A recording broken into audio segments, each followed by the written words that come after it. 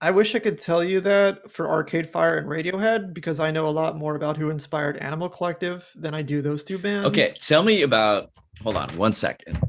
Sure. I'll be right back. Okay, for sure. Oh, wow. You have Okay, Meriwether. Wow. so I love vinyl collecting, Yeah. and I have a pretty great collection. It's like at a point where I'm very happy with it. So Uh-huh. now I'm just adding pieces to it. And the way I go about it, it's so like serendipitous and spontaneous. Uh-huh. When I'm out and about, typically I'll be like downtown Chicago. I'll go to the Art Institute or just like people watch at Millennium Park.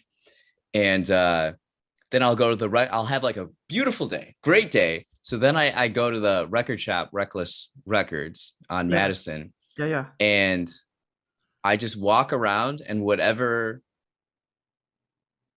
vinyl record sticks out to me, that's the one I get for whatever reason, for whatever. Some I have ideas of a few records I would like to put in there, and others it's just like, I don't know. It could be anything. So Yeah. I went to the Art Institute with a friend, and we were going through the American folk art exhibit. And this guy, he's really into Bob Dylan. He's really into just like folk idea and Americana. And I asked him, we were talking about cover. I asked him about cover art, like an album artwork. And I said, what's some of your favorite ones? And you mentioned Animal Collective. I don't even know the name of it. Starts Meriwether with Post an H. Pavilion. What is it? Meriwether Post Pavilion. So That's that's the the one. And yeah, then yeah. I went on Google and I looked at the album, Uh-huh. and I was like, oh, interesting. That is because I like psychedelic kind of looking stuff. Uh-huh. And so then after that day, we had a beautiful day together, and went to the record store. And then what's the first record that stands out? Pink Floyd's Dark Side of the Moon. Oh.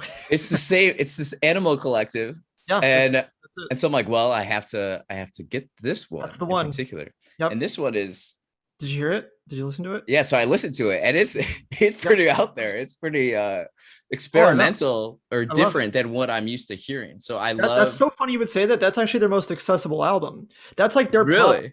Oh yeah, yeah, yeah. That's the album that kind of put them on the mainstream map. Before then, Wow. they were just really popular with hipsters from Baltimore and people in the noise rock scene. And their stuff all before that. The album that came out before that was this one I'm holding right What is now. this? That's why I love vinyls because you get the art. Is Yeah. Strawberry Jam. So Strawberry Jam was the record that came out 2 years before Meriwether Post Pavilion. Okay. Completely different record compared to MPP. This one's a lot more. It sounds like a desert, and I know that.